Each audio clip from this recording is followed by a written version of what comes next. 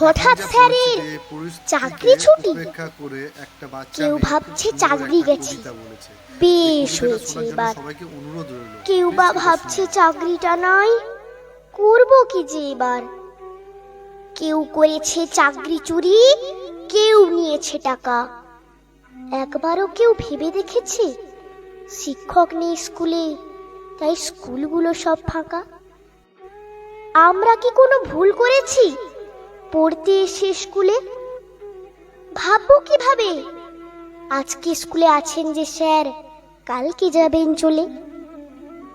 জড়িয়ে ধরে বললেন, স্যার আসবো না আর স্কুলে।